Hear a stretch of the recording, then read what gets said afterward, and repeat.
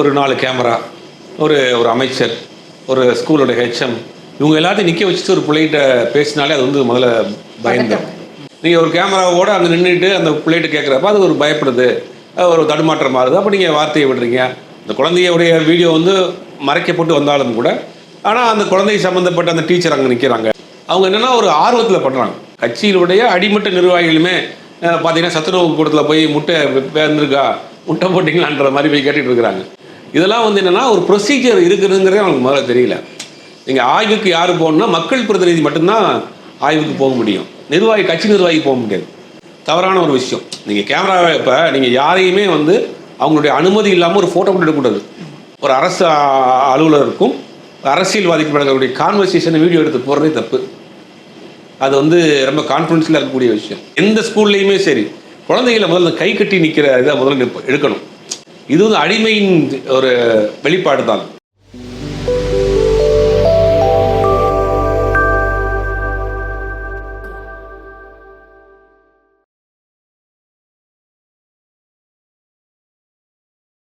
வீரா media நேயர்களுக்கு வணக்கம். இன்னைக்கு நம்ம இடம் இணைஞ்சிருக்கிறவங்க பத்திரிகையாளர் திரு ஜுபைர் அவர்கள். வணக்கம் சார். தாவேக ஆட்சிக்கு வந்ததுலேருந்தே பார்த்தீங்கன்னா எம்எல்ஏக்கள், அதுக்கப்புறமா அமைச்சர்கள், கட்சி நிர்வாகிகள் சொல்லிட்டு எல்லாருமே ஒரே ஆய்வு மேலே ஆய்வாக பண்ணிக்கிட்டு இருக்கிறாங்க. அந்த ஆய்வுகள் போடுறதுனால வரக்கூடிய பிரச்சனைகள், இப்போ ரீசெண்டாக கூட வந்து பார்த்தீங்கன்னா அமைச்சர் கீர்த்தனா வந்து ஒரு ஸ்கூலில் ஆய்வுக்கு போயிட்டு அங்கே இருக்கக்கூடிய அந்த பொண்ணுடைய இங்கிலீஷ் திறமை வந்து சரியில்லை அப்படின்ற மாதிரிலாம் பேசியிருந்தாங்க. அது முக்கியமாக பேக் பெஞ்சில் இது கூட பேச மாட்டாங்கன்ற மாதிரி சொன்னது இப்போ பெரிய பேசும் பொருளாக இருக்குது. இதை எப்படி பார்க்குறீங்க? இல்லை, முதல்ல அது ஒரு தவறான விஷயம். அதாவது ஒரு ஸ்கூலுக்குள்ளே நீங்கள் போகிறீங்கன்னா ஒரு 4 கேமரா, ஒரு ஒரு அமைச்சர், ஒரு ஸ்கூலோட ஹெச்எம் இவங்க எல்லாத்தையும் நிற்க வச்சுட்டு ஒரு பிள்ளைகிட்ட பேசினாலே அது வந்து முதல்ல பயந்துடும். அது நல்லா படிக்கிற பிள்ளையாக இருந்தாலும் சரி, பேச தெரிஞ்ச பிள்ளையாக இருந்தாலுமே அது வந்து கொஞ்சம் நர்வஸ் ஆயிரும். அப்போ அதை வந்து தவிர்க்கணும். ஏன்னா இவங்க வந்து ஒரு தொழில்துறை அமைச்சர், ஸ்கூல் எஜுகேஷன் மினிஸ்டர்னு ஒருத்தர் இருக்கிறார், ராஜ்மோகன் இருக்கிறார். இப்போ அவங்க ஸ்கூலுக்குள்ளே போய் பண்ணுறதே முதல்ல அது தப்பான விஷயம். அவங்க என்ன சொல்கிறாங்கன்னா, என்னுடைய தொகுதிக்குள்ளே வருது, நான் ஒரு சட்டமன்ற உறுப்பினராக அங்கே போய் பார்க்குறேன். சரி, சட்டமன்ற உறுப்பினராக நீங்கள் போய் பார்க்கலாம். ஸ்கூலுடைய பிள்ளைங்களுடைய ஸ்கில் டெவலப்மெண்ட்டை இது பண்ணுறதுக்கு, ஸ்கூலுடைய இன்ஃப்ராஸ்ட்ரக்சரை ரெடி பண்ணுறதுக்கு, அடுத்தடுத்து கொண்டு போகிறதுக்கு நீங்கள் ஆய்வு பண்ணலாம், அது தப்பு கிடையாது. ஆனால் அது கேமராவோடு போய் பண்ணுறது தான் இப்போ சிக்கலையும். எல்லா மக்கள் பிரதிநிதிக்கும் அவங்க தொகுதி சார்ந்த பிரச்சனையை போய் பார்க்குறதுக்கும் ஆய்வு பண்ணுறதுக்கும் வந்து எல்லா உரிமையும் இருக்குது. போனால் தான் உங்களுக்கு அங்கே என்ன இருக்குங்கிறது தெரியும். ஆனால் நீங்கள் கேமராவோடு உள்ளே போகிறது தான் இங்கே சிக்கலே. விமர்சனமே நீங்கள் ஒரு கேமராவோடு அங்கே நின்றுட்டு அந்த பிள்ளைகிட்ட கேட்குறப்ப அது ஒரு பயப்படுது, ஒரு தடுமாற்றம் மாறுது. அப்போ நீங்கள் வார்த்தையை விடுறீங்க. இந்த குழந்தையுடைய வீடியோ வந்து மறைக்கப்பட்டு வந்தாலும் கூட, ஆனால் அந்த குழந்தை சம்மந்தப்பட்ட அந்த டீச்சர் அங்கே நிற்கிறாங்க, மற்ற எல்லாம் அங்கே நிற்கிறப்ப அதை தவிர்த்துக்கணும். இந்த டிவிகே அரசாங்கம் வந்ததுக்கு பிறகு நிறைய பேர் இந்த மாதிரியான விசிட் போனாங்க. அது நிறைய விமர்சனங்கள் ஆச்சு, நம்ம தொடர்ந்து பார்த்துட்டு இருக்கோம். அவங்க என்னென்னா ஒரு ஆர்வத்தில் பண்ணுறாங்க. இந்த அரசாங்கத்துக்கு நம்மளால் முடிஞ்ச உதவி செய்யணும், எந்த வழியிலும் கெட்ட பேர் வந்துடக்கூடாது அப்படிங்கிறதுக்காக அவங்க ஆர்வ கோளாறுல சில பேர் அப்படி போய், இது வந்து அமைச்சர் மட்டும் கிடையாது, நிர்வாகிகளுமே பண்ணியிருக்காங்க. கட்சியிலுடைய அடிமட்ட நிர்வாகிகளுமே பார்த்தீங்கன்னா சத்துணவு கூடத்தில் போய் முட்டை பேர்ந்துருக்கா, முட்டை போட்டிங்களான்ற மாதிரி போய் கேட்டுட்டு இருக்கிறாங்க. இதெல்லாம் வந்து என்னென்னா ஒரு ப்ரொசீஜர் இருக்குதுங்கிறதே அவங்களுக்கு முதல்ல தெரியல. நீங்கள் ஆய்வுக்கு யார் போகணுன்னா மக்கள் பிரதிநிதி மட்டும்தான் ஆய்வுக்கு போக முடியும். நிர்வாகி, கட்சி நிர்வாகி போக முடியாது. மக்களால் தேர்ந்தெடுக்கப்பட்ட சட்டமன்ற உறுப்பினரோ, நாடாளுமன்ற உறுப்பினரோ, அமைச்சரோ, முதலமைச்சரோ அது மட்டும்தான் ஒரு அரசு அலுவலகத்தில் போய் ஆய்வு செய்யலாம். ஏன்னா எல்லா மக்களும் உள்ளே போய் ஆய்வு செய்ய முடியாதுல்ல. அந்த மக்களுக்கு ஒரு பிரதிநிதி, அவருக்கு மட்டும்தான் அந்த உள்ளே போய் தேர்ந்தெடுக்கப்பட்டவங்க மட்டும் அப்படி போய் செய்யலாம். அப்படிங்கும் போது இவங்க என்ன பண்ணாங்கன்னா, நான் அவங்களும் தன்னுடைய மக்கள் பிரதிநிதியாக நினச்சிக்கிறாங்க. நினச்சிட்டு உள்ளே போய் கேட்குறது வந்து பயங்கரமான விமர்சனமாக, அது நிறையா வந்து இந்த ஆட்சிக்கு அதை வச்சே ஒரு ட்ரோல் செய்யப்படுது. நம்மளால நல்லது நடக்கணும்னு நினைக்கிறது அதுவே வந்து பாதகமாக, அது அவங்களுடைய அறியாமையில் ஆர்வ கோளாறுல பண்ணிடுறாங்க. இது சம்பந்தமாக முதலமைச்சர் அலுவலகத்திலேருந்து ஒரு நோட்டு போயிருக்கு. ஆமாம், இப்போ சொல்லியிருக்கு. இன்னைக்கு கூட நிர்மல்குமார் சொல்லியிருக்காரு, அமைச்சர் நிர்மல்குமார் சொல்லியிருக்காரு, யாரும் ஆய்வுக்கு போகக்கூடாது. அப்போ அதை மீறி ஒரு சில பேர் போயிருக்கிறாங்க, அவங்க மேலே நடவடிக்கை எடுத்திருக்காங்க. இந்த அமைச்சர் கீர்த்தனா அவர்களுடைய இந்த விஷயத்துங்கிறது முதலுமே தவறான ஒரு விஷயம். நீங்கள் கேமராவை இப்போ நீங்கள் யாரையுமே வந்து அவங்களுடைய அனுமதி இல்லாமல் ஒரு ஃபோட்டோ கூட எடுக்கக்கூடாது. அது முக்கியமாக இவங்க மைனர், ஆமாம், குழந்தைகளுடைய வீடியோ எடுக்கக்கூடாது. இல்லை, அங்கே வேலை பார்க்குற டீச்சர்ஸே இருக்கட்டுமே, அவங்களுக்குன்னு ஒரு குடும்பம் இருக்குல்ல, அவங்களுக்குன்னு ஒரு ஃப்ரெண்ட்ஸ் இருப்பாங்க, ஃபேமிலி இருக்கும். அப்போ இவங்க போய் அவங்கள இன்ஸ்பெக்ஷன் பண்ணுறப்ப அதை வீடியோ எடுத்து அலுவல் ரீதியாக ஒரு அரசு அலுவலருக்கும் அரசியல்வாதிக்கு கான்வர்சேஷனை வீடியோ எடுத்து போடுறதே தப்பு. அது வந்து ரொம்ப கான்ஃபிடென்ஷியலாக இருக்கக்கூடிய விஷயம். அதை நீங்கள் வீடியோ எடுத்து போகிறது வந்து இன்றைக்கி விமர்சனமாக இருக்குது. அதை தவிர்த்து இருக்கணும். ஆனால் அது சம்மந்தமாக என்ன நடக்குது அப்படின்னா, நான் ஒரு நல்ல நோக்கத்தோடு போனேன், அங்கே வந்து விமர்சனமாயிருச்சு, இனிமேல் இந்த மாதிரியான தவறுகள் நடக்காதுன்னு அவங்க ஒரு ட்விட்டு போட்டு தான் முடிச்சிடலாம். இவங்க நானும் ஒரு அரசு பள்ளி மாணவி தான் அப்படின்னு இவங்க திரும்ப திரும்ப பேசுகிறது என்னன்னா, அப்புறம் எதிர்கட்சியில் இதை வச்சு அரசியல் பண்ணுவாங்க. இப்போ அரசியல் பண்ண ஆரம்பிச்சிட்டாங்கன்னு வச்சுக்கோங்களேன். இது அவங்களே ஒரு முற்றுப்புள்ளி வச்சுருக்கலாம். நானும் நல்ல நோக்கத்தோடு போனால் தப்பாக கண்மையாயிருச்சு, வரக்கூடிய காலத்தில் சரி பண்ணிக்கலான்னு ஒரு சிம்பிளாக முடிச்சிருக்கலாம். இவங்க நான் ஒரு எக்ஸ்ப்ளனேஷன் கொடுக்குறேன் அப்படின்னு கொடுக்க ஆரம்பிச்சது. அது மாறி ஒரு இதாக இருக்குது.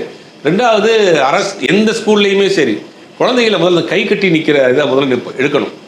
அது இன்றைக்கி வந்து எல்லாருமே பேச ஆரம்பிச்சிட்டாங்க. அநேகமாக கவர்மெண்ட்டோட ஜீவோ கூட வர ஆரம்பிக்கும். டீச்சர்ஸ்கிட்ட நீங்கள் கை கட்டின்னு பேசக்கூடாது. இது வந்து அடிமையின் ஒரு வெளிப்பாடு தான். அடிமைங்கிற மாதிரி தான். நீங்கள் ஒரு மாதா பிதா குரு தெய்வம். மாதா பிதாவுக்கு அடுத்து குரு இருக்காங்க. இப்போ அந்த குரு ஸ்தானத்தில் அவங்க இருக்காங்க. ஆனால் அதுக்காக வந்து அவங்கள்ட்ட வந்து நம்ம முழுவதுமாக அந்த மரியாதை கொடுக்கணும். அவங்கள்ட்ட கை கட்டிட்டு அவங்க வந்து ஒரு அடிமை சாசனம் மாதிரி ஆயிரும். அதையும் வந்து மாற்றணும். ஏற்கனவே அமைச்சர் மரிய வில்சன் அவரோட ஸ்கூலில் யாரும் கை கட்டக்கூடாதுன்னு இன்ஸ்பெக்ஷன்லாம் பார்த்தோம். அநேகமாக அமைச்சர் ராஜ்மோகன் வந்து இப்போ அமெரிக்கா பயணம் போயிருக்கார். வட அமெரிக்கா தமிழ்ச்சங்க நிகழ்ச்சிக்கு போயிருக்கார். அது தமிழ்நாடுக்கு வந்ததுக்கு பிறகு அநேகமாக இது ஸ்கூல் நடக்கக்கூடிய சில விஷயத்துக்கான ஒரு ஆர்டர் வரும்னு நினைக்கிறேன். ஒரு ஃபார்மெட் போடுவாங்க, ஸ்கூலில் எப்படி நடந்துக்கணும், அந்த மாதிரியான விஷயங்கள், யார் இன்ஸ்பெக்ஷனுக்கு போகலாங்கிற மாதிரியான ஒரு கிளாரிஃபிகேஷன் வரும்னு நினைக்கிறேன். அவர் வந்ததை ஷாக் ஆகாம சார், போயிட்டு வரதுக்குள்ளே என்னையா பண்ணி வச்சிருக்கிறீங்க? இல்லை, எல்லாருமே புதுசு. அவங்களுக்கு அந்த கவர்மெண்ட்டோடைய அந்த ப்ரோட்டோகால் ரூல்ஸ் தெரியல அப்படிங்கும் போது ஏதாவது ஒன்று செய்துடுறாங்க. ஆனால் அதே நேரத்தில் சுட்டி காட்டுற போது அதை சரி செய்யவும் செஞ்சுக்கிறாங்க.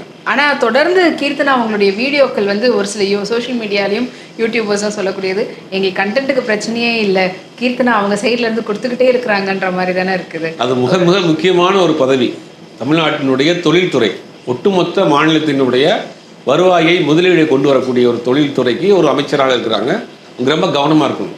ஏன்னா அவங்களுக்கும் மெச்சூர்ட் இல்லாமல் தான் இருக்கிறாங்க சில இடங்களில் இந்த மாதிரியான விஷயங்களில். மற்றபடி அவங்க டிபார்ட்மெண்ட் வைஸ் அவங்க என்ன பண்ணுறாங்கிறது கொஞ்சம் நாள் தெரியும்.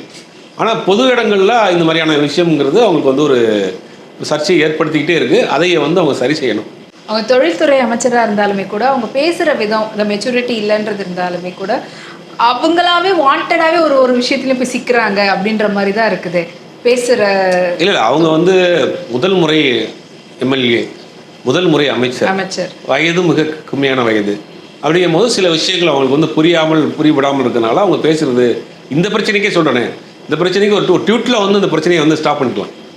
இதில் அவங்க முக்கியமாக சொன்னது வந்து பேக் பெஞ்சில் பாருங்க அப்படின்ற மாதிரி சொன்னது. அந்த வார்த்தையில் தான் இப்போ இவங்க என்ன சொல்ல வராங்க, எல்லா பசங்களும் மிக மிக தவறான ஒரு விஷயம் அது. ஏன்னா ஒரு ஸ்கூலுக்குள்ள கேமராவோட போய் ஒரு புள்ளையை நிற்க வச்சு அதை அவங்க என்ன சொல்கிறாங்கன்னா, நான் எடுக்கலை, மீடியா ஆட்கள் உள்ளே வந்துட்டாங்க, அவங்க எடுத்து லீக் பண்ணிட்டாங்கன்றாங்க. அதை நீங்கள் கண்ட்ரோல் பண்ணலாமே. இப்போ அமைச்சர் ரூமுக்குள்ளே ஒரு மீடியா பர்சன் போக முடியுமா? இப்போ அந்த ஸ்கூலுக்கே நீங்கள் இன்ஸ்பெக்ஷன் போகிறீங்கன்னா நீங்கள் வெளியில் வெயிட் பண்ணுங்கள், நான் உங்களுக்கு வந்து நான் பைட் கொடுக்குறேன், அவங்கள்ட்ட வந்து நான் பேசுகிறேன், நீங்கள் உள்ளே நான் பார்த்துட்டு வந்துடுறேன்னு சொல்லி வந்திருக்கலாம். ஆனால் அவங்க வந்து உள்ளே வந்துட்டாங்க அப்படின்னு அவங்க தரப்புலன்னு சொல்கிறாங்க. இது வந்து தவறான விஷயம், கண்டிக்கப்பட்ட விஷயம். அது தெரிஞ்சோ தெரியாமல் நடந்துருச்சு, அதுக்கு ஒரு புஷ்ஷாக வச்சிடலாம். ஆனால் இதை வந்து அரசாங்கத்தின் சார்பில் முதலமைச்சராக இருக்கக்கூடிய விஜய் அவர்கள் வந்து இந்த மாதிரியான விஷயங்களை கடுமையாக கண்டிக்கிறார். உடனே வந்திருக்கு, நேற்று நடந்ததுக்கு இல்லை, இதுக்கு முன்னாடி வந்துருச்சு. இந்த ஜிஓங்கிறது, இந்த லெட்டர் நோட்டுங்கிறது இதுக்கு முன்னாடி நடந்துருச்சு. யாருமே இன்ஸ்பெக்ஷனுக்கு நீங்கள் போகக்கூடாது, தேவையில்லாத இன்ஸ்பெக்ஷன் போகாதீங்க. அமைச்சர்கள் போவாங்க, அதிக சட்டமன்ற உறுப்பினர்கள் போவாங்க, மற்ற ஆட்கள் நிர்வாகிகள் போகக்கூடாது. அப்படி போன 2 பேரையும் நீக்கம் பண்ணியிருக்காங்க. கட்சியிலிருந்து அடிப்படை உறுப்பினர் பதவி நீக்கம் பண்ணியிருக்காங்க. அப்போ இதெல்லாம் தவறான விஷயமாக கன்வே பண்ணுறது. கவர்மெண்ட் வந்ததுக்கு பிறகு நிறைய நல்ல விஷயங்கள் நடந்துக்கிட்டு இருக்குது. பார்த்தீங்கன்னா நேரடியாக மக்கள் போய் இருக்கக்கூடிய அந்த கார்பரேஷனாக இருக்கட்டும், ஆர்டிஓ ஆஃபீஸாக இருக்கட்டும், ஹாஸ்பிட்டலாக இருக்கட்டும், இங்கேலாம் லஞ்சம் பெருமளவு குறைஞ்சிது. அரசு மருத்துவமனைகள்லாம் நீங்கள் பிளட் டொனேட் வாங்குறதுக்கு காசு, ஸ்ட்ரெச்சரில் தள்ளிட்டு வர்றதுக்கு, உடல்நலம் முடியாமல் போயிருப்பா தள்ளிட்டு வர்றதுக்கு காசு, அதெல்லாம் நடந்துச்சு. எவ்வளோ பெரிய கொடுமை பாருங்கள். அரசு மருத்துவமனைக்கு ஒரு சாமானிய மக்கள் வேதனையோடு போகிறான், முடியாமல் போனால் அந்த ஸ்ட்ரெச்சர் தள்ளிட்டு வர்றதுக்கு காசு, அதெல்லாம் இப்போ இல்லாமல், அது எல்லாம் இப்போ இல்லை. அப்போ கவர்மெண்ட் முதலமைச்சர் விஜய் அவர்கள் போட்டிருக்கக்கூடிய முக்கியமான விஷயம் என்னென்னா, மக்களை நேரடியாக பாதிக்கக்கூடிய எந்த இடத்துல லஞ்சம் வரக்கூடாது. அது கவர்மெண்ட் ஆஃபீஸாக இருக்கா, கவர்மெண்ட் ஹாஸ்பிட்டலாக இருக்கட்டும், ஆர்டிஓ ஆஃபீஸாக இருக்கட்டும், மற்ற இந்த மாதிரியான ரிஜிஸ்டர் ஆஃபீஸில் ஆன்லைனில் கொண்டு வர்றாங்க. ஆன்லைனுங்கிற எவ்வளோ ரிஜிஸ்டர் ஆஃபீஸில் மிக எக்கச்சக்கமான இது நடந்துகிட்டு இருந்துச்சு ஸ்கேம். அதாவது எப்படின்னா என்ன பண்ணுவாங்க அப்படின்னா ஒரு 50 லட்ச ரூபா ப்ராப்பர்ட்டி என்ன பண்ணுவாங்கன்னா கைட்லைன் வேல்யூ ஒன்று இருக்கும், அதை கம்மியாக காமிச்சு ஒரு 10 லட்ச ரூபாக்குள்ள தான் ஸ்டாம்ப் பேப்பரை வாங்கி ரிஜிஸ்டர் பண்ணுவாங்க. இனிமேல் அப்படிலாம் பண்ண முடியாது. கவர்மெண்ட் கைட்லைன் வேல்யூ எவ்வளோ இருக்கோ அதை நீங்கள் அப்படியே ட்ரான்ஸ்பிளான்ட்டாக நீங்கள் எல்லாம் பேங்க் டு பேங்க் தான். பேங்க்லேருந்து பணத்தை மாற்றுங்க, பேங்க்லேருந்து ஸ்டாம்ப் டியூட்டி கட்டுங்க, பேங்க்லேருந்து அமௌண்ட்டை ஷிஃப்ட் பண்ணிங்க, வாங்குறவர் கொடுக்குறவர் ஷிஃப்ட் பண்ணிங்க, ஆன்லைனில் ரிஜிஸ்டர் பண்ணிங்க, முடிஞ்சு போச்சு. இது எல்லாத்தையுமே இந்த மாதிரியான மக்களை நேரடியாக பாதிக்கக்கூடிய எந்த ஊழலும் இருக்கக்கூடாது அப்படிங்கிற நல்ல ஒரு முன்னெடுப்பில் செய்கிறாங்க. அதே நேரத்தில் சில அமைச்சர்கள் சில இந்த மாதிரியான நிர்வாகிகள் செய்கிற விஷயமும் அதுதான் இன்றைக்கி பெருசாக தெரியுது. இவங்க செய்கிற நல்ல விஷயத்தை விட அது ஒரு பெரிய அளவில் ஒரு விமர்சனமாக ட்ரோலாக மாறுது. அமைச்சர் கீர்த்தனா பண்ணக்கூடிய செயல் மாதிரி மற்ற அமைச்சர்களும் கொஞ்சம் வாயை பார்த்து இல்லைன்னா தப்பு பண்ணிட்டோனாலும் ஆமாம் நான் தப்பு பண்ணிட்டேன்றதை பகிரங்கமாக ஒத்துக்கிட்டாங்கனாக்க கூட இல்லை, தவறு செய்கிறது யாருக்குமே இயல்பு தான். அது முதல் முறையாக வந்திருக்கிறவங்களுக்கு சில விஷயங்கள் புரியப்படாமல் இருக்கலாம்.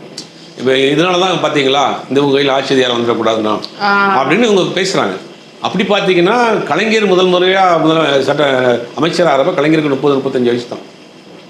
அன்றைக்கி அண்ணாவினுடைய அமைச்சரவை இருக்கக்கூடிய பல அமைச்சர்களுக்கும் வயசு 40 வயசுக்குள்ளே தான். அவங்க கற்றுக்கிட்டாங்கல்ல, கற்றுக்கிட்டே நீங்கள் தவிர்க்க முடியாது. தமிழ்நாட்டில் ஒரு சக்தியை உருவானாங்கல்ல. எம்ஜிஆர் முதல் முறையாக வர்றப்ப அவருக்கும் வயது கம்மி தான், 40 வயசு தான். 40 வயசு வந்தால் கூட எம்எல்ஏவா திமுகவுக்கு வர்றப்போ ஒரு 45 வயசுக்குள்ளே வந்துட்டார். நமக்கு குறுகிய காலத்தில் வந்துட்டார். கட்சியோடைய பொருளாளராக இருக்கார் திமுகவில். அப்போ இவங்களாம் கற்றுக்கிட்டாங்க. அப்போ இவங்க வந்தவங்க ஒரு சில தடுமாற்றங்கள் இருக்கும். அதை எதிர்கட்சியில் மொத்தமாக இன்றைக்கி தாவேக்காவுக்கு ஒரு கட்சி எதிர்கட்சி கிடையாது. தமிழ்நாட்டில் கூடிய எல்லா கட்சியும் எதிர்கட்சி. தமிழ்நாட்டில் கூடிய அவங்க கூட்டணியில் இருக்கிற கட்சிகளை தவிர கூட்டணியில் இருந்த கட்சிகளுமே அவங்க விமர்சனம் பண்ணுறாங்க. ஆட்சியினுடைய குறை நிறைகளை விமர்சனம் பண்ணுறாங்க. அப்போ எங்கடா ஏதாவது ஒன்று கிடைக்குமான்னு இவங்க பார்த்துட்டு இருக்காங்க. அப்போ இவங்க கொஞ்ச நாளைக்கு ஆக்கப்பூர்வமாக இந்த சோஷியல் மீடியாக்கள் சம்மந்தமான விஷயங்கள் ரொம்ப கவனமாக கையாளணும். இல்லை, உங்களுடைய நான் புரிஞ்சுக்கிட்டது இல்லை இப்போ ஒரு சில பேர் சொல்லக்கூடிய விஷயம், இவங்களுடைய நோக்கம் இதுக்கு முன்னாடி ஆட்சி புரிஞ்சவங்க எந்த அளவில் அரசு பள்ளிகளை வச்சுக்கிட்டு இருக்கிறாங்க அப்படின்றத காட்ட போய் கடைசி அது இவங்களுக்கே பேக் ஃபயர் ஆகிடுச்சு அப்படின்ற மாதிரி தான் எல்லாம் சொல்லிட்டு இல்லை. உண்மையிலே அதுதான். இப்போ என்னென்னா ஒரு ஸ்கூலுக்குள்ளே போகிறாங்க, அந்த ஸ்கூலோட இன்ஃப்ராஸ்ட்ரக்சர் சரியில்லை, ஸ்கில் டெவலப்மெண்ட் சரியில்லை அப்படின்னா நீங்கள் என்ன செய்யலாம் அப்படின்னா அங்கே இருக்கக்கூடிய ஹெச்எம்கிட்ட பேசலாம், பிரின்ஸிபால்கிட்ட பேசலாம்.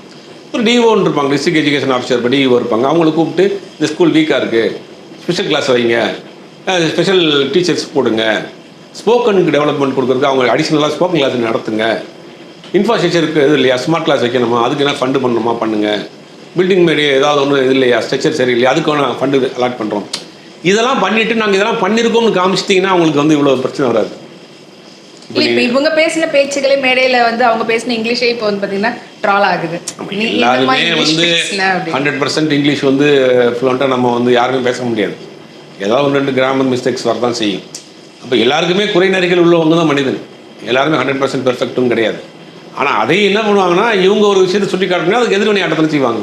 நீங்கள் என்ன உங்கள் இங்கிலீஷ் என்ன பெருசா, நீங்களே தப்பாக தானே பேசுகிறீங்க அப்படின்னு சின்ன பசங்க பேச மாட்டாங்களா? அது கேட்குறதுக்கும் ஒரு நியாயம் இருக்குது அவங்க சைட்லையும். ஆனால் இது இந்த மாதிரியான சின்ன சின்ன விஷயங்களுக்கெல்லாம் இடையூறு கொடுக்காம இம்பார்ட்டன்ட் கொடுக்காம ஆக்கப்பூர்வமாக அடுத்தடுத்த வளர்ச்சியை நோக்கி கொண்டு போகிறதுக்கு இவங்க போகணும். தொழில்துறையில் என்னவோ அதை அடுத்த கட்டத்துக்கு கொண்டு போனீங்கன்னா இந்த மாதிரியான விஷயங்கள்லாம் அப்படி தவிர்த்துட்டு ஆட்சி நல்லபடியாக அமையறதுக்கான வேலைகளை பாருங்கள் அப்படின்றது தான் இப்போ எல்லாருடைய விஷயமும் அதுதான். அது முதலமைச்சர் விஜயும் அதான் சொல்கிறார். ஏன்னா எதிர்கட்சி தலைவர் அவரே பார்த்தீங்கன்னாலும் ஒரு சொல்லியிருக்கிறாரு, எதுக்கு இந்த மாதிரிலாம் போயிட்டு சின்ன குழந்தைங்களை இது பண்ணுறீங்க அப்படின்னு சொல்லிட்டு. இன்னொரு பக்கம் கூட்டணியில் இருக்கக்கூடிய விசிக கட்சியினுடைய தலைவர் திருமா அவர்களே கூட பேசும்போது இது நீங்கள் கீர்த்தனை அவங்க கிட்ட தான் கேட்கணும் அப்படின்னு சொல்லிட்டாரு. அதுக்கு வேறு எதுவும் சொல்லாமல் இந்த மாதிரி எல்லா கட்சி தலைவர்கள்கிட்டையும் கேட்டுட்டு இருக்காங்க இந்த ஒரு கேள்வி இவங்க பண்ண செயல்னால.